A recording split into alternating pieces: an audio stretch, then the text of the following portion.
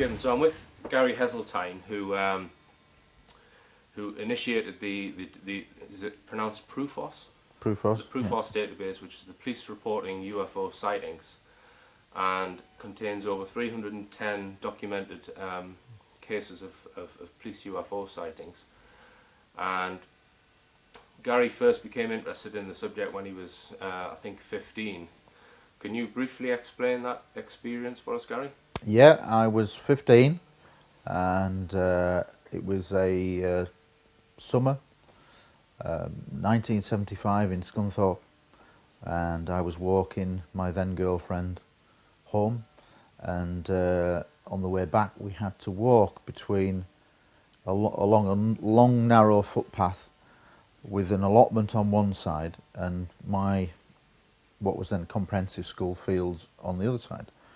And at that time there was no lighting whatsoever. So as we're halfway along at the darkest point, against a brilliant cloudless starlit night, we suddenly see an object, a bright white object, moving very slowly from our right to left. So if the path was ahead of us, the object is coming along like that. We both stopped and looked. It was bigger than the stars. It appeared lower, perhaps a 60-degree angle. And as we stared at it, it sort of went across our path. And no sooner did it go across the path, and therefore we were behind its flight path, the housing in the distance was plunged into darkness. It was just somebody had turned a switch, a bit like Close Encounters of the Third Kind, where there's that classic, the city going off bit by bit. That's what happened, but this predates this. She immediately became frightened, and rightly or wrongly, she associated the light with somehow causing the power cut. Obviously, you couldn't say that at the time. We watched it, and as it continued, another power cut with more housing in the distance. That really intrigued me. I was pushing my cycle at the time, and so I said, right, get on the bike. I'm going to, what I would call a Lincolnshire expression, croggy your back, rush down the alleyway. Her house wasn't too far away, and her house was in darkness. Dropped her off, went back down the same footpath, long footpath, took a shortcut because it was moving very slowly in the direction of my home towards the Anchor Steelworks, which is was one of the 4 steel plants in Scunthorpe at that time. And I remember cycling like mad, and because it was moving so slowly, I actually got ahead into the light. So I'd gone from an area where it was totally pitch black, and then suddenly the street lights are on beyond a certain point. I remember looking over to my right, and the object is like over my right shoulder, slightly behind me, so I'm ahead of the light, racing around the corner, get to my house, drop the bike in the front garden, rush into the house and say to my parents, so it was like supper time, so probably about 9 o'clock, saying to them, you're not going to believe this, but there's going to be a power cut and it's caused by this light, and come with me into the garden because it's coming over. And my parents just went, you what? You know, totally bemused, as you perhaps would be. And anyway, I ran out through the hall into the kitchen, out back door into the garden, just in time to see the object coming over my house. So if you can imagine looking up at your roof and then this object's coming over, and no sooner did it go past that 90 degrees, and therefore the house and I was behind its flight path, power cut, total area. Now, how could I predict at that time? How could anybody predict from a second geographical position a power cut? You couldn't. So that light must have, at that point, had some kind of interaction with the power grid. And that absolutely stunned me. Went into my parents, and I said, look, I told you there's going to be a power cut. They say, no, it's just a coincidence, it's just a coincidence. And they couldn't accept what I was basically saying. It puzzled me, but their reaction downplayed it. In 1975, we weren't on the phone, and the nearest public phone was by the shops, which was a couple of minutes away. So who do you report it to? You know, most people, in fact, now, in my research, report it to the police as a first instance, but in 1975, I don't think many people would have known what to do. So I basically didn't do anything. I didn't even check in the local papers. But the only confirmation that I ever got, funnily enough, was somebody who I went to school with, who I hadn't seen in years, approached me at a UFO conference run by UFO Magazine, one of the big Graham Birdsall yearly productions at Leeds University. And I think it was the first time I'd ever gone public, just launched the database. And at the end of it, people came up to me, and this lad came up, and he was totally bald, didn't recognise him at first. And then he told me his name, and I remembered him. I just remember the eyes. And he said, I saw that too. And I said, what do you mean? And the hairs went on back of my neck. And I tell you who was there to witness that was Rob Simone, the broadcaster. He was stood talking to me, and this lad came up to me at the same time. And he said he'd been playing nearby. He couldn't be precise on the date, but it was a very similar experience in the same locale, and he saw what he saw was like a bluey white light, but travelling on the same path that I'd seen it in literally quarter of a mile from where I'd seen it. So if it was the same night, it was, we'll never know. But he associated that, and he said that the power cut, he said they were all playing out in the street, playing football. They'd all seen this light go over, and then suddenly the whole house and the area is plunging into darkness. And it was summer of '75, so that was quite weird. But that's the only confirmation I've ever had. But that created my interest. And I did probably what most people did in 1975, because there was no videos. It was just before the video era, before TV documentaries, really, other than what you got on the telly. So all I did was go to the local second-hand bookshop in what was called Ashby, which is a suburb of Scunthorpe, which is where I'd had the sighting. And I remember the first book that I got, and I think it's pure luck, or some people might say synchronicity, because the first book I got was a book by Donald Kehoe, who I later found out and read was really one of the most famous people who set up NICAP, the Organisation for Aerial Phenomena in America, that was very influential during the 50s and 60s. And he was a major in the Air Force. Wasn't he allegedly one of the Majestic 12 members? No, I don't know. No, you're thinking of somebody else. But he was an extremely important person because he'd been a major, and he wrote 4 books, and they're all considered classics now in ufology. But what was amazing was that this book, I was looking for sort of confirmation of what I'd seen, curious, and straight away I got this major in the Air Force who was telling me about pilots chasing UFOs. And straight away I'm thinking, well, how come this isn't on the telly? You know, these are credible people, even then at 15. So really it was a good introduction to the subject because it was from a credible source, and he had military connections going much higher than major level. He knew lots of politicians, and he was a really powerful person. So that furthered my interest in the subject. Okay. And before I ask you about the Prufos, is it? Prufos? Well, I say Prufos. Prufos, because as in UFOs? Yeah, that's right, Prufos, UFOs. Yeah. That's the way I do it. And it has the word proof there as well in it, I guess, as well. Never thought of it like. Actually, I've never ever thought of it like that. Right. I just was looking for a sort of a quick gimmicky name, and police reporting UFOs, Prufos. It seemed to go. Okay, and there's a new release of the last year's database entries. And can you just are there any cases which stand out in your mind? Well, bear in mind, or perhaps the database as a whole. Are there any cases which stand out? Well, yes, there are some very striking cases that have come to me over the last 6.5 years of my research. Every year I do an annual report, and that's basically because, to a certain extent, it's the only way I can do it in terms of my research. Bear in mind, I'm a detective, so my hours are all over the place if something happens. You know, I have other writing commitments and have a social life as well. So it's difficult keeping the balance. So for me, what works best with my Prufos research is that anything that comes along during the year, I sort of like push in a box to one side, and then sort of 12 months later I'll go, right, it's time to do the 7th report.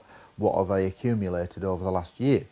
And then I sort of scramble and put it all together. And for me, the once a year report works, purely because of the time constraints. The 7th report will add, I think, actually 46 cases, because sometimes when I check, you sometimes get duplicates when you get a bit of extra information onto a case that already exists, and then you think it's a new case and it's not. So it's actually, I think, 46 new cases that's gone on, largely from the two releases under the Freedom of Information Act, with the MOD releases in May and October of 2008. Probably 90% comes from that. And those 46 cases will be about another 106 police officers. So in total, we're now looking over 300 reports going back to 1901, involving over 700 British police officers, although that does include one Southern Ireland case, but call me British. But I think 700 officers is, with every year, broadly speaking, I put 100 officers involved. Because like some cases may involve 5, others 2, some 10, some 14. I mean, there is a particular case up that's released under the MOD files about Hexham and that sort of Ashington, and there's a case there that involves 14 officers seen from 4 different vantage points. There are 4 patrol cars of 2 officers and 6 officers on the ground walking the beats. What year was that one? I think that would be in the late 70s, early 80s, off the top of my head. And if you were to take into consideration all of the reportings and sightings that you've had reported to you over the years, Yeah. I'm trying to characterise or group UFOs by their speed, their shape, their size, their colour, their luminance, what have you. Yeah. Would you be able to describe what a typical sighting or characteristic would be? Would you be able to group them, or are they also completely varied? How would you? No. The first 4 reports contain no statistical information, because I didn't think that the sample was big enough to start drawing figures and statistics out of. But with the 5th report, the 6th report, and there will be, I'm still doing those now, I've started to do some statistics that I find important. I'm not a big lover of statistics, because as a police officer I've seen how, and perhaps I shouldn't say this, but I've seen how police figures can be manipulated with regards to crimes. So therefore you can make anything tell a lie if you want, you know, and it's kind of clever editing. So I'm always a bit suspicious of statistics, but I can say that on the basic ones that I look for, I do look now at the common types of shape. I look at high multiples. I look at... When you say that, do you mean more than one UFO in the sky? Yeah. Well, 2 types. There's 2 types of multiples. 1 multiple officer, and 2 high multiples of UFOs seen at the time. Over the entire 7 reports, broadly speaking, what is fascinating for me and has always been the lead statistic is that approximately 70 to 75% of cases on the database are multiple officer witness. So it's not the lone officer who's mistaken at 3 in the morning, he's tired and whatever. That was the perception perhaps before that the sceptics might use. My statistics and data seems to prove totally the opposite, that 3/4 are in fact multiple officer cases. Okay. And in terms of when you've had officers, for example, the Godfrey case, there's been a sketch drawn of that particular UFO. When they've been close enough to be able to see surface detail or size, how would you characterise that? I mean, are there a very small percentage of cases where they can actually say, well, it was 30 feet wide and it was metallic, etc.? Yeah, no. Again, with all the cases on the database now, I didn't do it for the first 4 reports, but I then started to adopt the HINET classification system. Close encounter of the first kind, second kind, third kind, nocturnal lights, daylight discs, etc.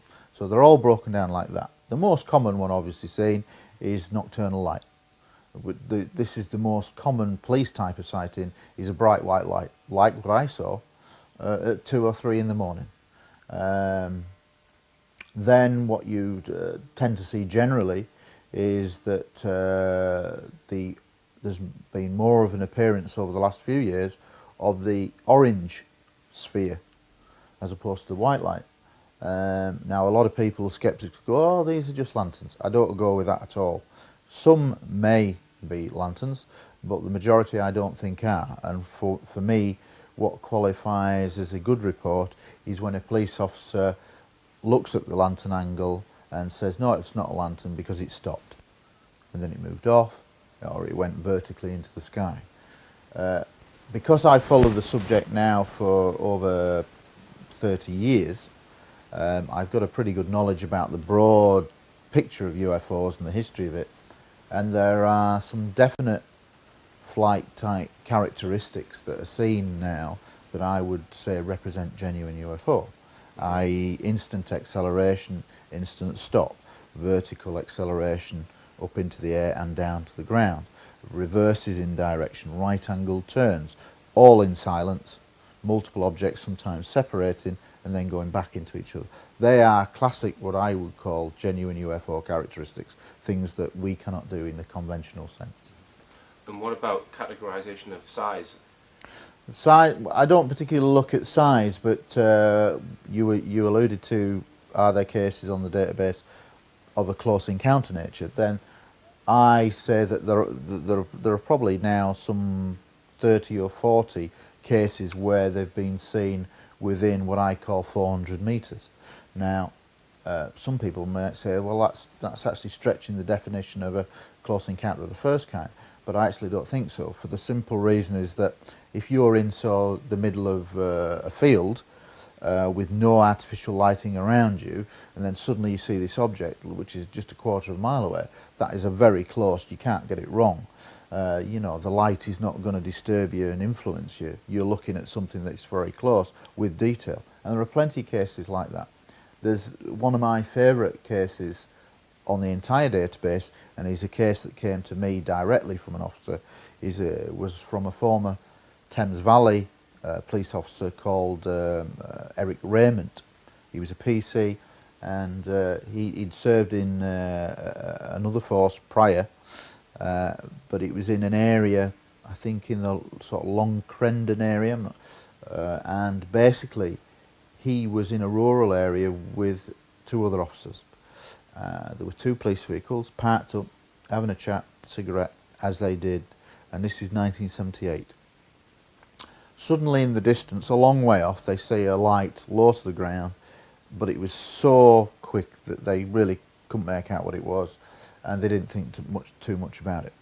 Suddenly, and there is no other lighting around, they see an object that doesn't arrive in the conventional sense of coming in left or right or from the air. It suddenly appears, which is again a characteristic that I do believe genuine UFOs have the ability to make themselves invisible, for want of a better word, turn it on and off. They're often seen to blink on and blink off.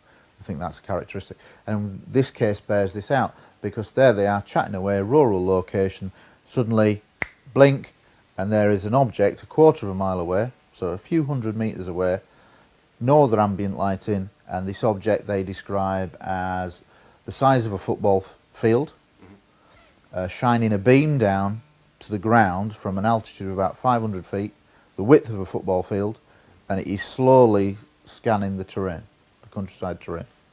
There are smaller objects flying around the large object. It's in total silence. They're absolutely gobsmacked. They try onto the radio, fails.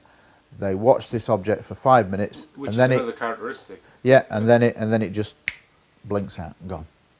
And another case that came last year, following an appearance on Look North, regional BBC Look North in my area, Yorkshire. Two officers approached me. One case related to an area of Bristol called the Lulsgate area, and there was a small airport that was closed, and in 1966 two officers were in a patrol car, and they're driving along, sort of with the runway on their right, and there is a pub and a few little houses, street lamps, very quiet, airport closed. Suddenly, as they're driving past, their car headlights dim, cut out, and the engine cuts out. Suddenly, again, similar characteristic, blinks on, They see what they describe as an oval-shaped object, white, 100 yards wide, hovering above the police car for approximately from a distance of about 200 metres away, altitude 500 feet. They watch it in total silence for 10 seconds and then suddenly gone. Yeah. Now, there is absolutely, it's an almost identical case to the Eric Raymond one. You know, in isolation, the sceptics will say these people are just imagining it. But when you get that sort of confirmation, years apart, totally unrelated people who have no connection to each other, then there has to be something going on. Yeah, absolutely. Okay, and sticking on the UFO subject, you've been involved in preparing something about the Rendlesham and Bentwater's case. Yes, yeah. Can you shed any light? I mean, I think I've described that myself, you know, with the triangular craft witnessed by James Penniston. Yeah. And Jim Penniston's Jim Penniston, description is pretty compelling. Yeah, I mean, have you found out any information by interviewing people or in your own investigations on the Rendlesham case?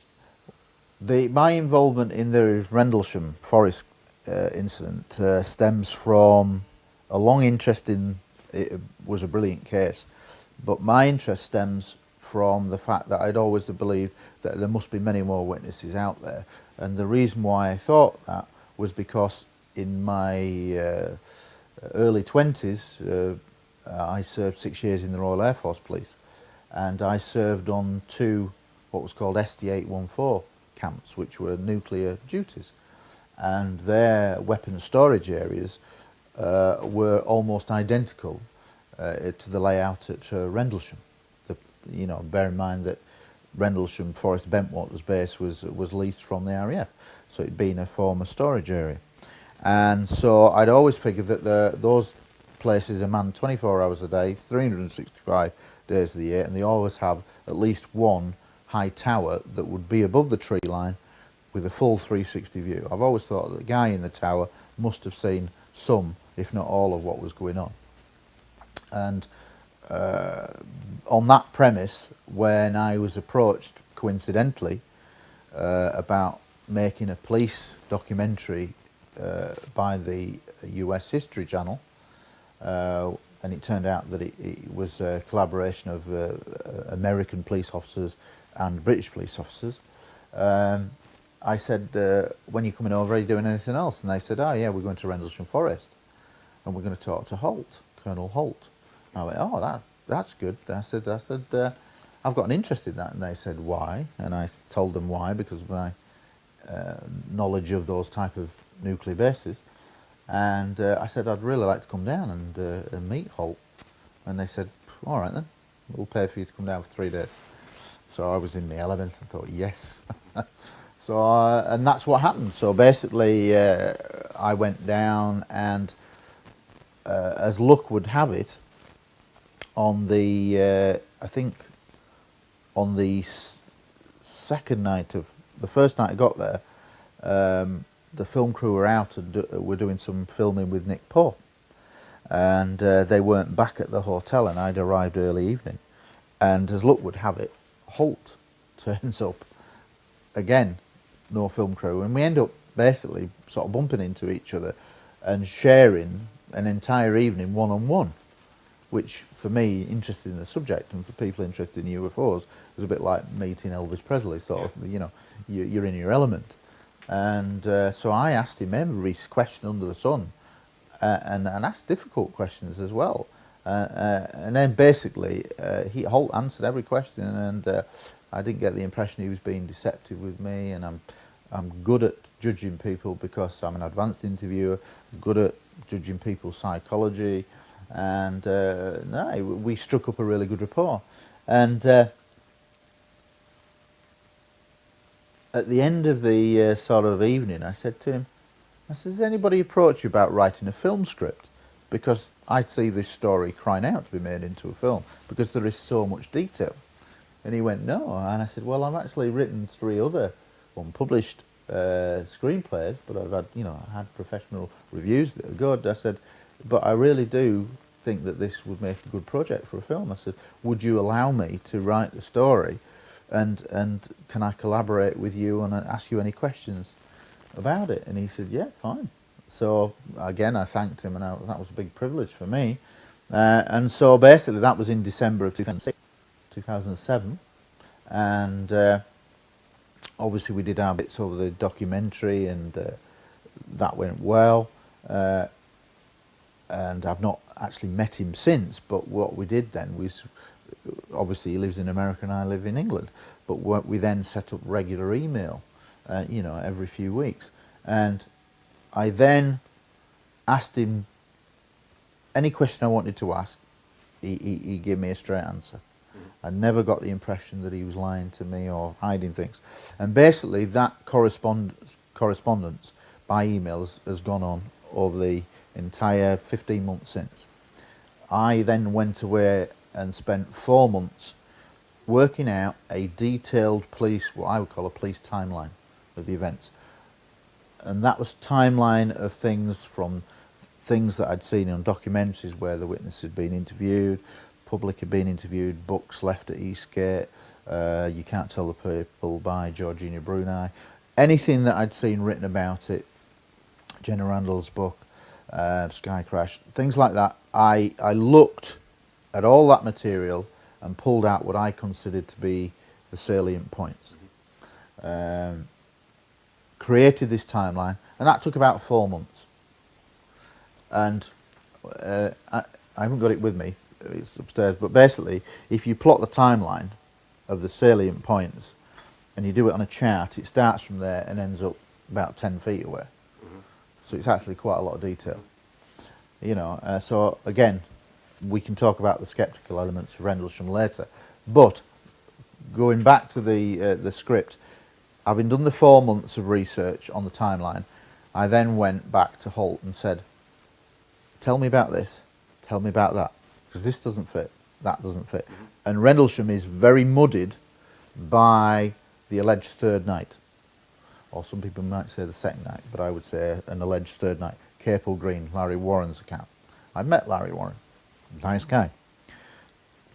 The premise has always been with Holt that he believed that Larry Warren had always been messed with by the US military or by somebody in the security services and had his mind messed with.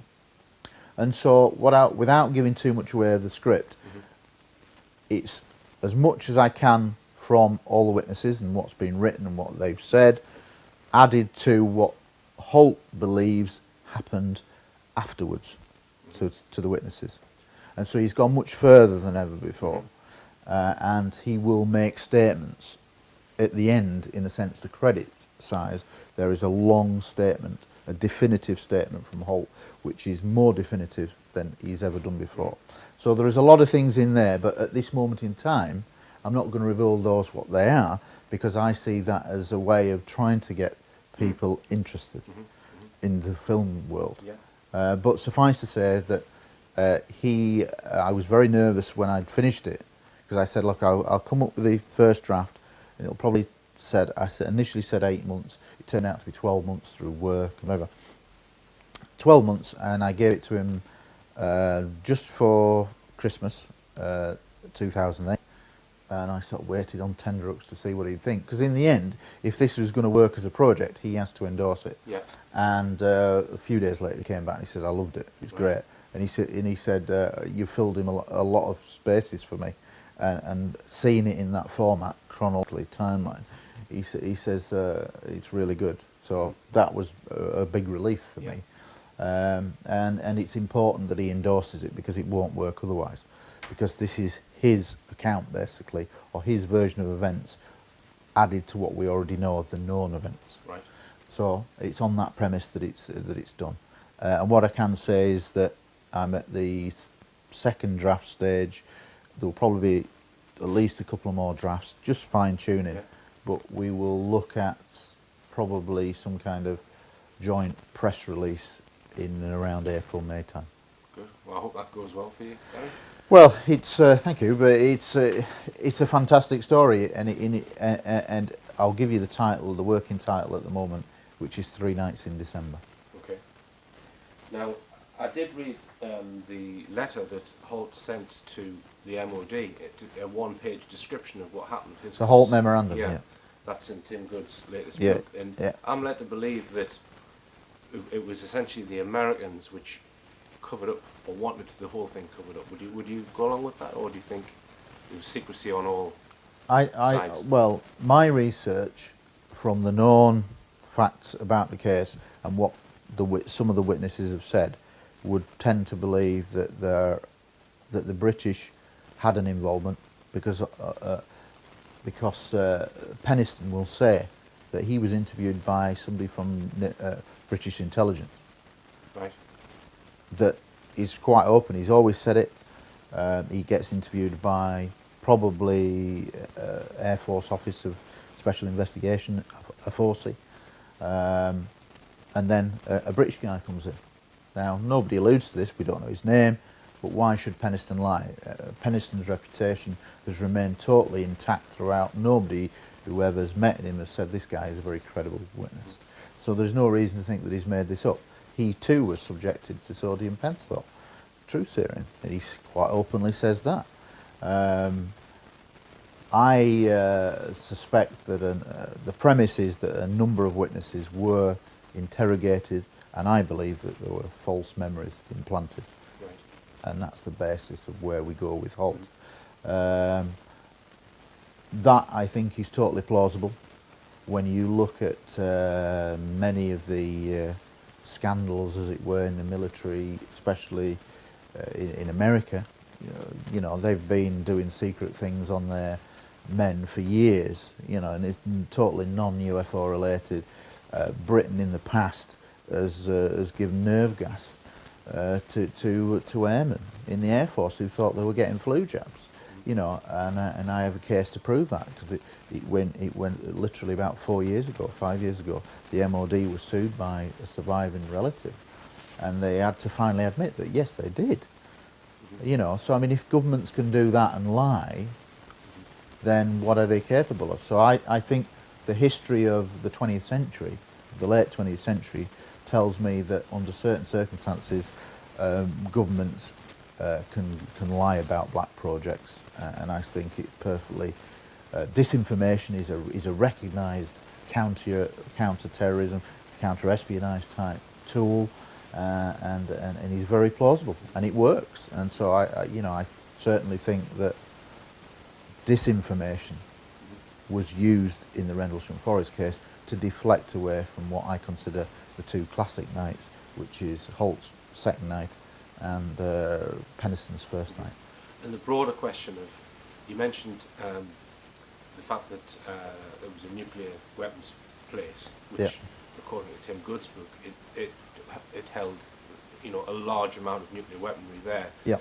And Tim Good suggests that there was another almost identical case which had a very similar UFO on, I think, the second night, where it was one craft which split into many craft and shone a beam of light down. This is Holt's night, when he's out with his men. That was possibly examining, or the UFO was possibly examining the contents of the silo. Holt has always said that he witnessed an object at the farmer's field that then separated into 5 objects. Then further objects were seen on the horizon. At one point, one of these objects came towards he and his group of men and shone a beam down at their feet from about 2,000 feet. He's never made any secret of this. And he then has always said that later on, after that, they saw an object going over towards Woodbridge and the base and the storage area and shining beams. Well, in the History Channel documentary, he did, because I asked him the question on camera, he did nail his mast, colours to the mast, as it were, and he did admit really publicly on camera that it was into the storage area. So and he'd heard confirmation from his radio on a different channel that the person in the tower, which I always said was this witness, he confirmed on that American History Channel that there had been a witness who'd been in contact with him who was in the tower and had seen things. So that, which was good, he sort of put that on camera. What was significant, I will say this, is that Holt does say that he asked that afterwards the ordnance be checked. Yeah. Now that's significant. Yeah. I'm not going to go into too much at this stage. What I will say is Holt, because of his position, and I respect his position in the military, is the fact that he will never say publicly that there were nuclear weapons on there. On that site. On that site. Right. He will never say that. Right. But let me give you a different take of my knowledge of how nuclear facilities work. On an RAF base, you have two types of storage area on some bases. One, you'll have a conventional bomb dump for ordinary planes to take off and drop, and that is guarded by literally one or two people at most, not police officers. Okay? When you have a nuclear facility, it's guarded by 40 to 50 policemen, airmen police. The makeup of Bentwaters and Woodbridge was conventional bomb dump next to storage area, weapon storage area. And in manpower alone, normal bomb dump, no police officers. Storage area, Bentwaters and Woodbridge, 40 plus. Right. You work out the maths. Right. Okay, so the Godfrey case. The Godfrey case in its historical context is very important because in 1980, when he had his sighting, and then he had a period of missing memory, which he didn't realise at the time. And this is really before missing time as a phenomena of the abduction phenomena was known as a sort of like a common theme. The X-Files came along in the early 90s, that exploded, and a lot of those cases on the first few series were based on UFO type, abduction type scenarios. This predated that with Godfrey. He was a very reluctant witness. He did not want to go under hypnosis initially. He was talked into it by Harry Harris, who'd gone to see him probably a couple of months after his sighting. And that is actually on video. Harry Harris filmed him, that first meeting with him. And he went with a couple of other people. And initially, Alan's reaction is a down-to-earth, nah, I'm not interested type of thing. And then eventually he realised that there was some missing time that he couldn't explain. And Harry Harris said, well, I'll pay for you to go to a professor. I just interrupt you there, Gary. Had he already described the craft at this point? Oh, yeah, because he has his conscious memory. Which is the drawing, the craft. sketch plan, yeah. trying his radios, it's in front of him, the headlights are bouncing off the object that's rotating anti-clockwise, the top half is like got darkened windows, and it's 5 feet off the ground, it's 20 feet by 14 feet in diameter. That's his conscious memory. You see, what happened was there was this missing period because his conscious memory is he's drawn his sketch, and then the next conscious memory he has is that he's 50, 100 yards down the road. Where's it gone? Yeah. And there was that missing gap. Later on, Harry Harris, because he was aware of the abduction phenomenon, when he put the timeline together, said, well, there's something missing there. And eventually he decided to have the hypnosis, and he had 4 sessions in total, about 3 months apart in 1981.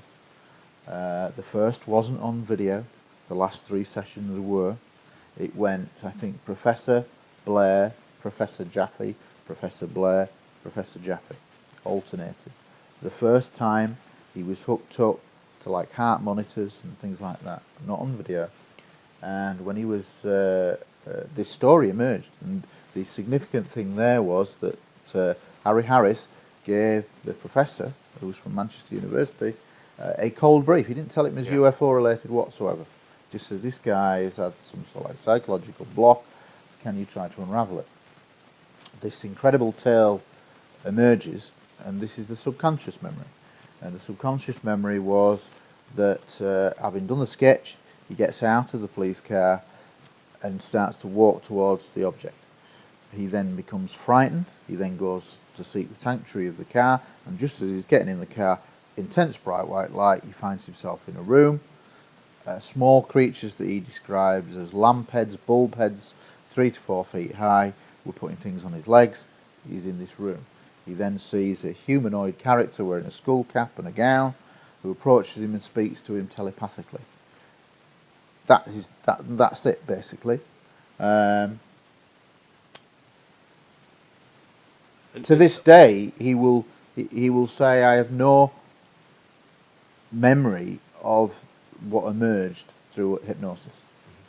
And does he recall, because he split his shoe, didn't he? Does he recall how he split his shoe in He didn't in know. the regression? No. But one of the this is why it's significant in terms of the abduction phenomena as a whole, and certainly in terms of Britain's history of the abduction phenomena. One of the common characteristics that have happened since is that there are often cuts, marks on shoes and things like that. Now, he had put a new pair of boots on literally a couple of days before. It wasn't split. In his conscious memory, when he got home, he found that the split, took his boot off, and he found that there was like a penny-sized red mark under his foot, just about there. Yeah.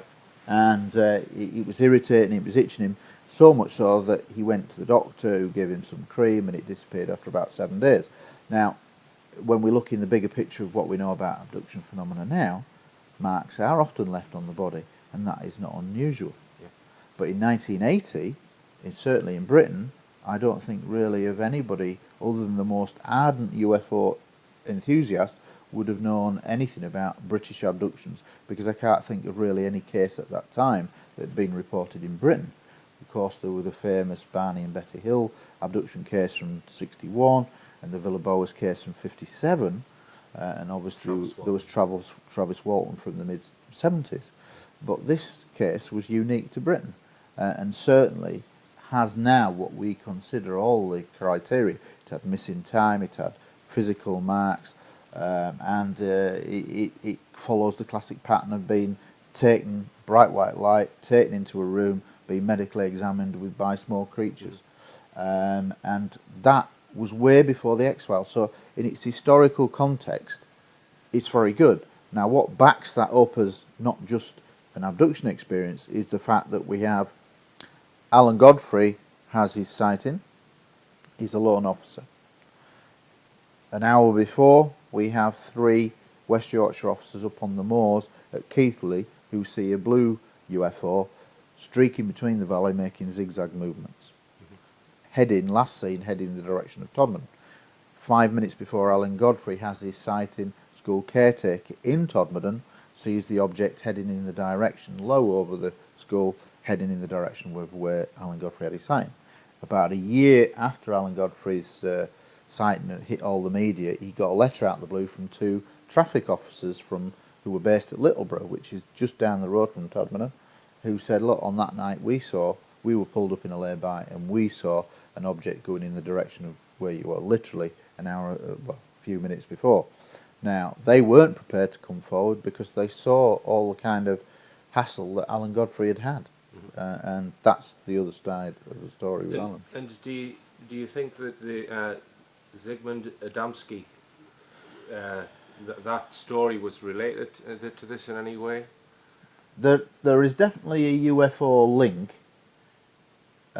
in the sense of it's a mysterious disappearance, and from what everybody has found out, he had no connection with Todmorden.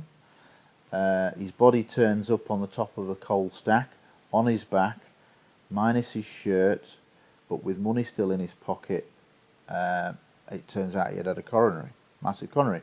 But the point is, he wasn't filthy. It was as if he'd been dropped gently onto the top of the coal stack. They're saying that with his heart in the condition it was, he would have struggled to get up like a 12-foot high coal stack, and he would have been covered in coal dust. He wasn't covered in coal dust. His face had like suction marks all over his face. And Alan Godfrey still retains a photograph that they have of that. Right. Because when he was missing... So Godfrey had investigated that disappearance and death, basically. Yes, yeah, he was one of the first 2 officers on the scene. They initially treated it as a murder scene. It then, from Alan's perspective, he's told, no, as soon as it's a coroner in that, we're not interested. But he's saying, well, how did he get there? You know, how did he get in that? Why isn't he filthy? Why is his shirt missing? Why has he got money in his pocket? There's no robbery motive. You know, he had an ointment on the back of his neck, which to this day, and has been confirmed by James Turnbull, who was the coroner for the case, that said, no, that's my watch, that said that this ointment that was found on an abrasion on his neck was sent off to the forensic laboratories at Wetherby, and they couldn't trace it on their known system of substances, which is a big, you know, Turnbull actually came out and corroborated that. So that's not just UFO enthusiasts leaping on something and changing it because it sounds spectacular. James Turnbull actually said it. He was the coroner, and he actually said in his summing up of the case, he says that if somebody said basically that it was a UFO-related type story, I would only raise one eyebrow. You know, he wouldn't be too surprised.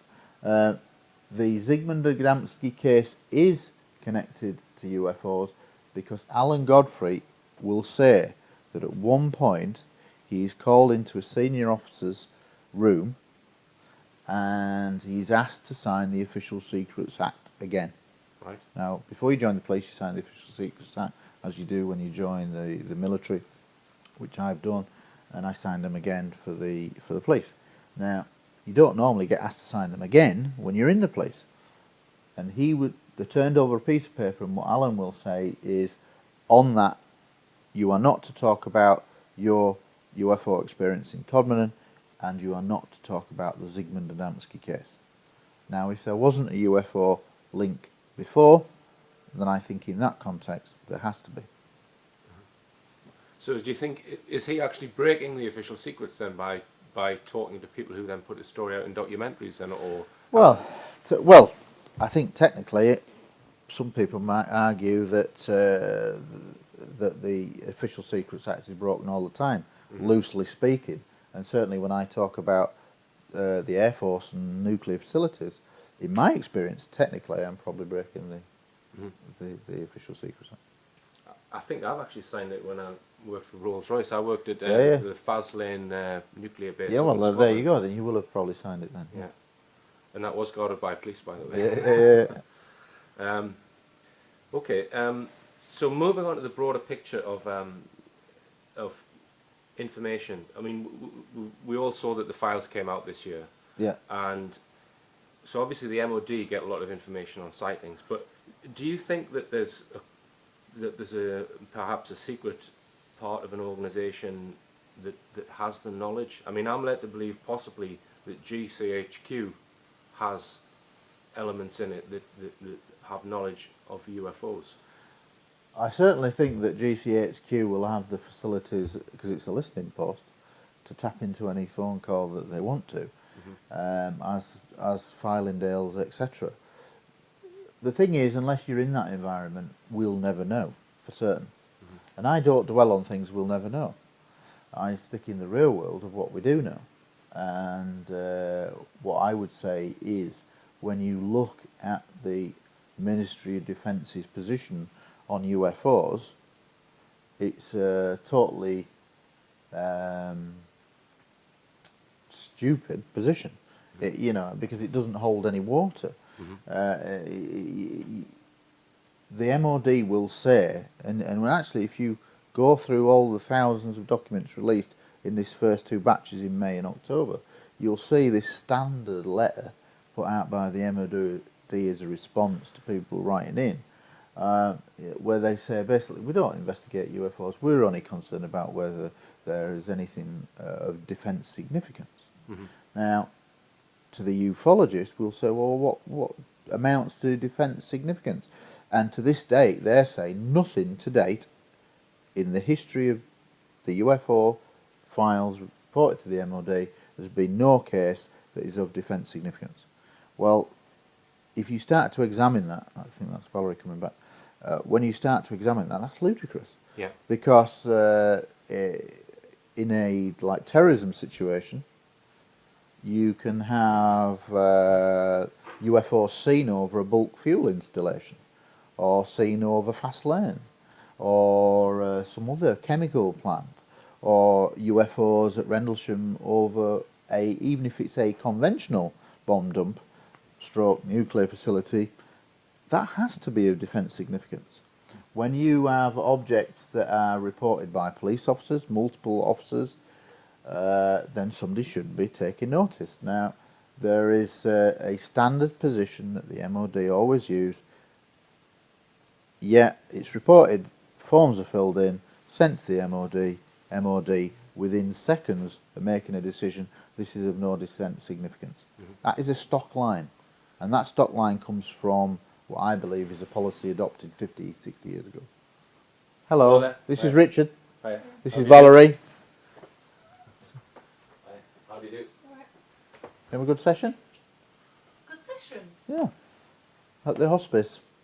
We've gone to a session, haven't I'm about, yeah. The MOD position is ludicrous. Yeah. It really is. One thing that always troubles me is the fact that they can just say that if something is of national security, therefore they can keep it secret. Yeah. So really, to me, it makes a mockery of the Freedom of Information Act. That they use this, it's of national security, so therefore we keep it secret. This is why the Freedom of Information Act is not as good as you think it is. Yeah. Because they have so many exclusion clauses that they can opt out. And what I've noticed now, actually, is that they're even starting to, there is a standard MOD report form with the sighting report details, time, date, place, altitude, that type of thing. It's a standard form. It's a very poor form, but it's been in existence for years, and that's what they use. And when you look at that,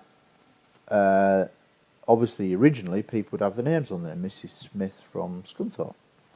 Now, they're using the Freedom of Information Act to say, right, okay, you can have the basic report, but we're crossing out the names as data protection. Fair enough. But now I've started to notice that they're actually knocking out the section that says what they were, what type of job they were. Right. And I'm thinking, well, that's trying to cover up for the likes of me looking for police officers, unless it's obvious within the report. But if it's just the standard form and it's just a few words answer, and they knock out that bit, Yeah. then they're knocking out a source, and I think that's quite deliberate. Right. Okay. And a lot of people would say the reason why the secrecy goes on is because there's a much greater power at work. Perhaps some people would call it the Illuminati. That there are elements who have positions of power within banks and media and that kind of thing, who are, said that it's difficult to get this subject taken seriously on television and that kind of thing. That the world is somehow not really. The power structures that allege to control the world aren't necessarily, and there's another force at work. What's your take on that? In the grand scheme of the Illuminati, I don't dwell on, like I said, I don't tend to dwell on things that I'll never be able to prove, because it's just pure speculation. However, I think when you examine the way the UFO subject is treated and has been treated over the last 60 years, since it's sort of the modern era, then you'd have to say that the conclusion is that there is a decision from somebody very high up to have a broad policy of downplaying the subject. Because it doesn't make sense to me that you can have 3,000 commercial pilots, 2,000 military pilots, people who have had millions of pounds spent and dollars spent on their flying education, whose testimony is just totally ignored. Yeah. You know, you have scientists who come forward who've said, I think, you know, McDonald in the 60s, James McDonald, very famous figure in America, physicist who looked at the subject of UFOs and concluded that there is something going on here, and why isn't the world taking notice? And people will say he died in mysterious circumstances, etc. But nevertheless, he was a physicist who examined the subject, somebody of good repute, good public speaker, who sort of booked the system. And these people are ignored. Stanton Friedman, people, you know, I've seen him I've met Stanton Friedman several times. He's a brilliant speaker. But people forget that he was a physicist. He worked for NASA. He worked on space projects. So he really knew his stuff. And for him to conclude all along that UFOs were real, then it makes me wonder why aren't people taking notice. And that is really the thing that makes the conspiracy angle so compelling. Because you mentioned Dr. Edgar Mitchell, 6 months to work on the moon. He has information that's been passed to him that there is a conspiracy to downplay this subject. Well, why should somebody of his ilk make that up?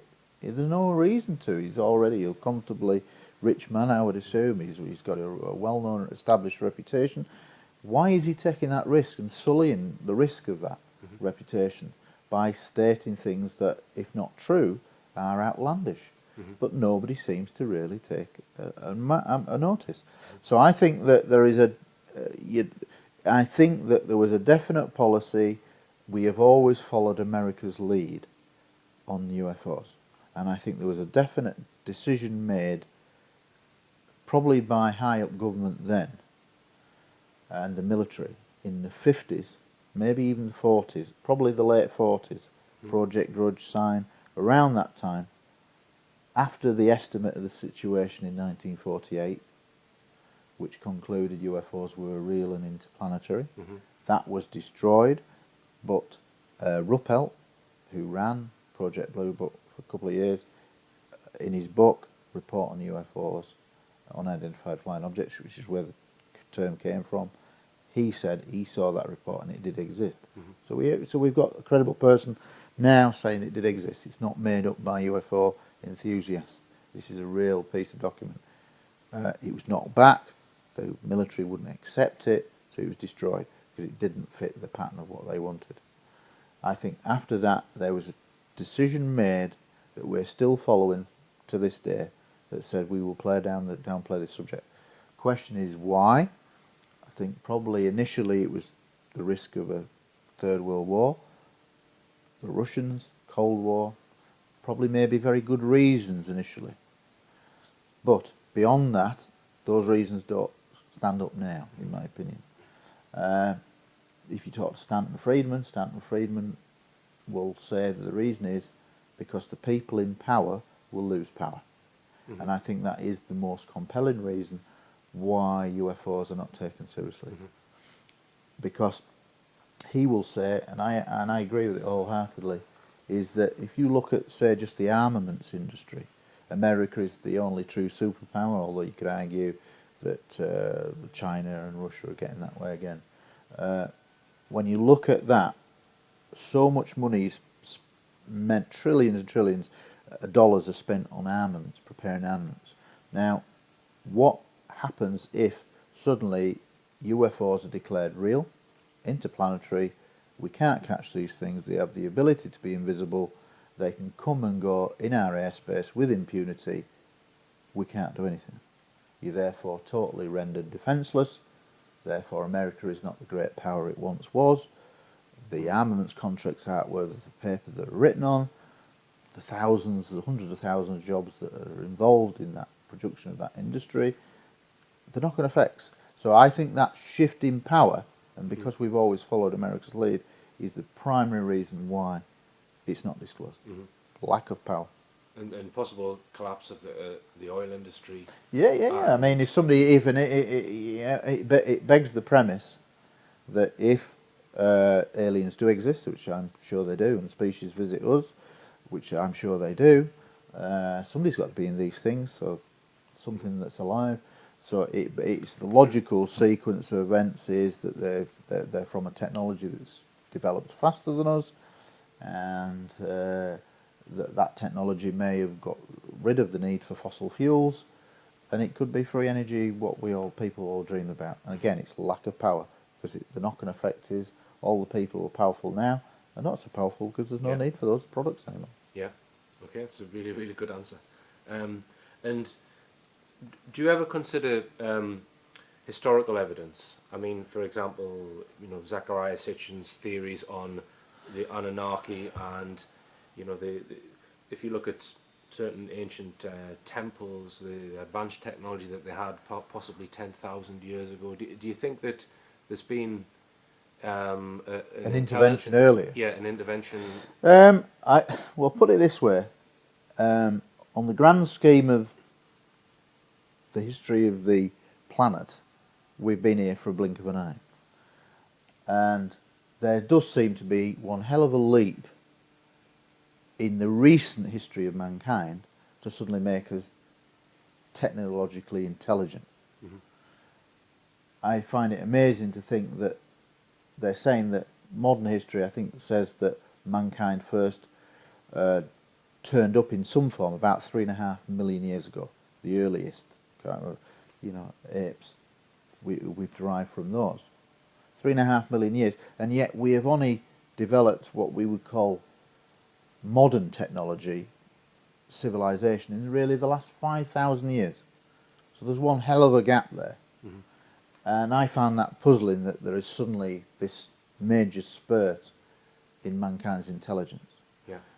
People talk about the missing link, things like that. I don't know. I'm not that kind of person. But what I would say is, it seems to me perfectly plausible that if a planet develops, say, 1,000 years ahead of mankind's timeline, that 1,000 years of extra technology that would have been developed may well have meant that they will have discovered undoubtedly new methods of propulsion that would mean the transport through the light years of time, a thing of the past. I'm sure this will happen.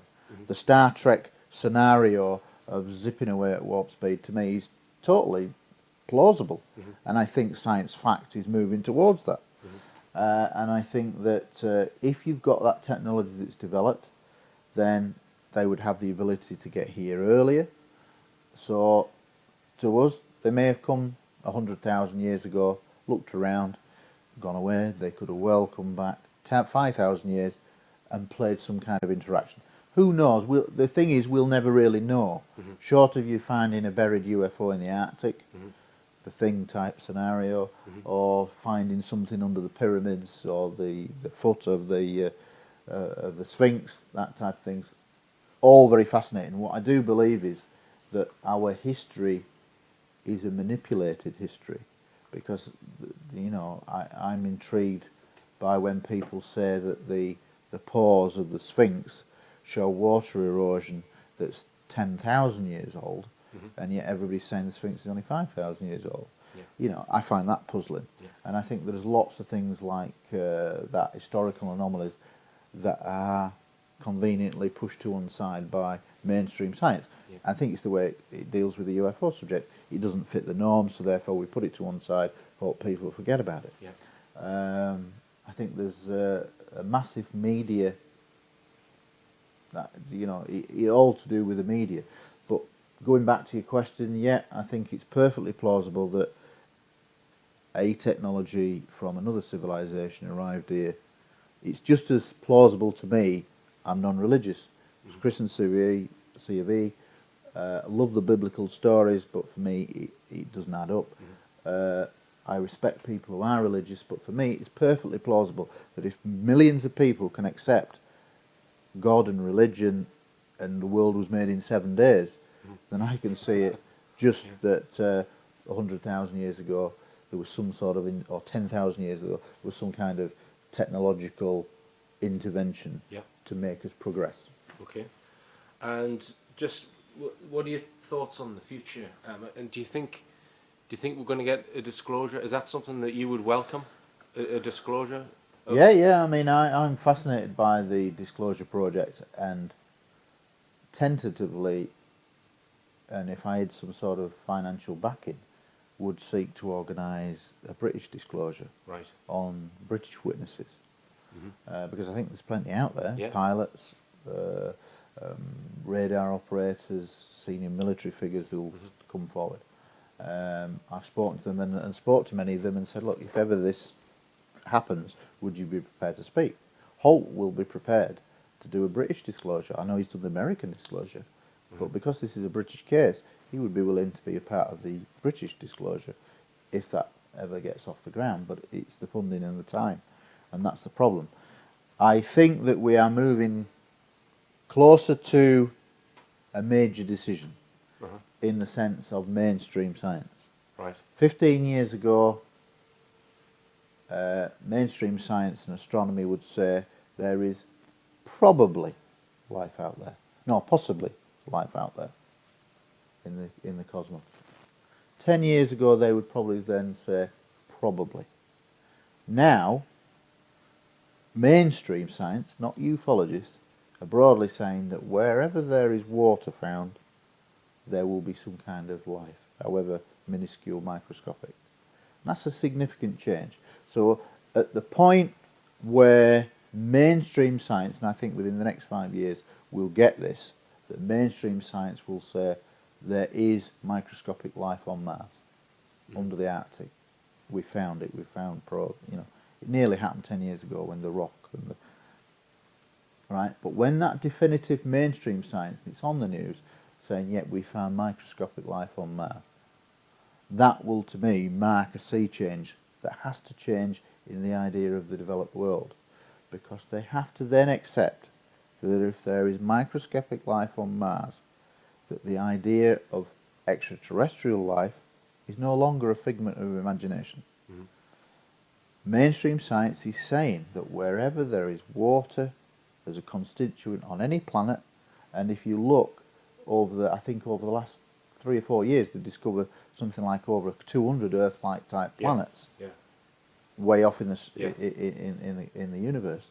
Then, if there is water on those planets, there's going to be life of some kind. And to my mind, as soon as they accept that there's life, however microscopic, it is still life.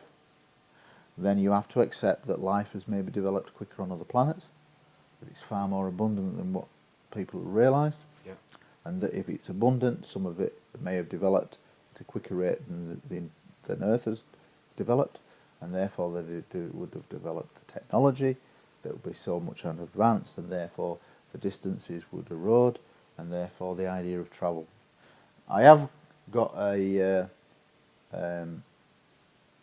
little hypothesis that I've just developed over the last year or so, and I call it the 24-legged ant. Right. And it's a way how to look at the subject and the way we view UFOs and the world. Imagine if I go out into my garden and I turn over a slab in my garden and there's a little colony of 24-legged ants. Right? And it is unique to this address in the entire world. What's going to happen when I announce that fact? I publicise that I have the only 24-legged ant colony in the world.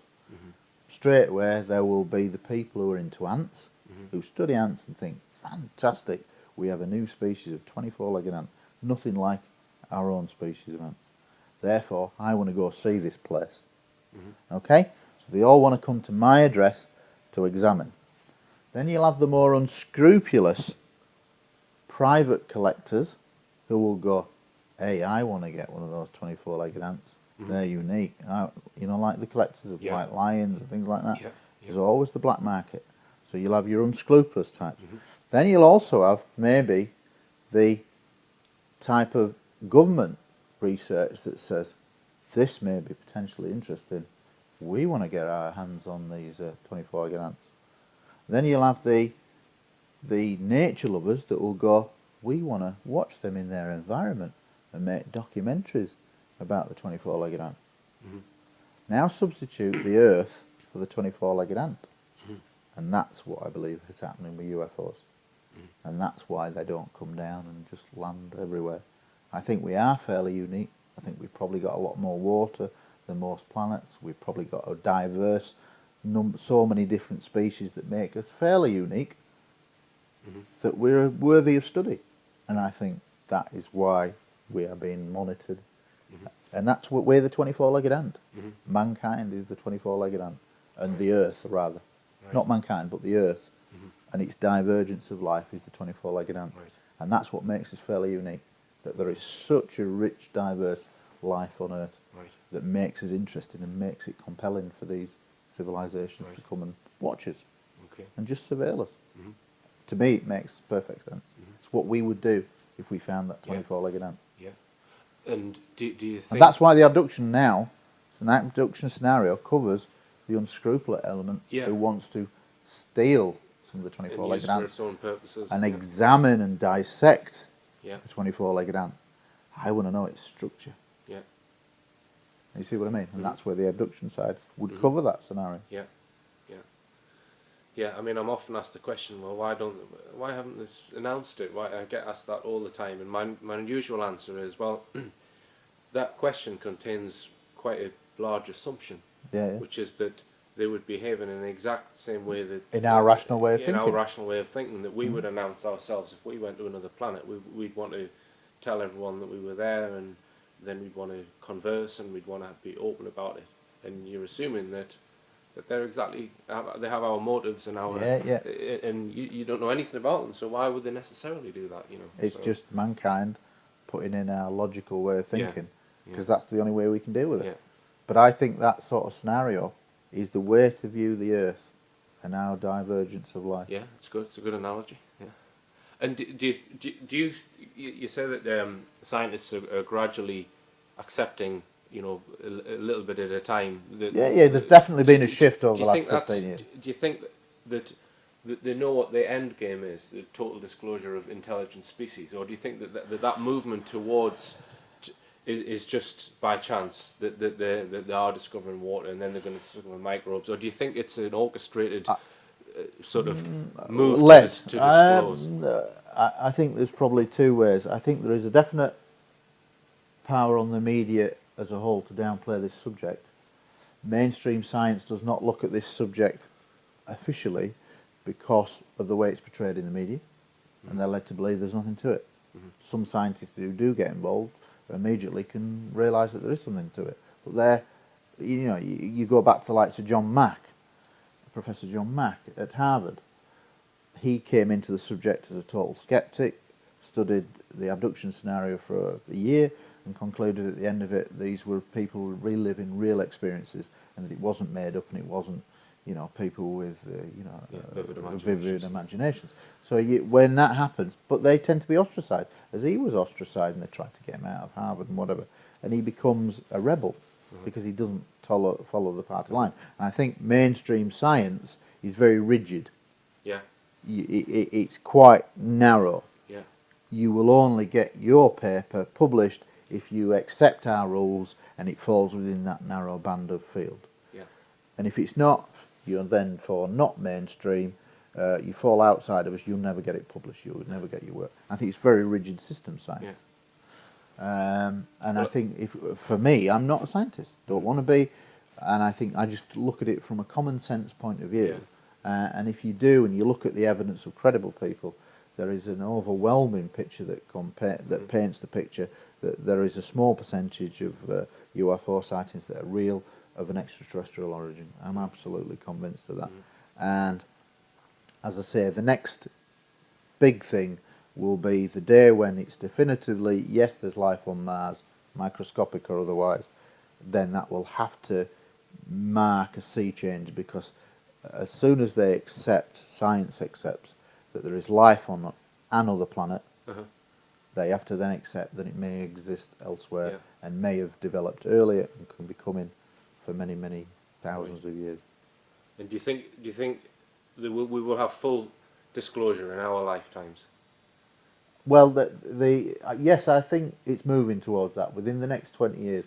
They say that when the large array of radio telescopes, there's a place, I forget what it's called, but there's a huge number of, it's about a mile wide of all these, there's going to be hundreds, and they say that once that comes online, which is about 2020, they say that within a year they should be able to detect if there is any intelligent signals within, I think, 100 light years of Earth. And so I think at that point there probably will be within that 100 light years some kind of intelligent life form. And I think that's, again, when mainstream science will say, yes, we've definitely got an intelligent signal. Right. And so 2020 could be. Yeah. Okay. That's great. Well, thanks very much, Gary. Yeah, you're welcome. I think it was a very good interview.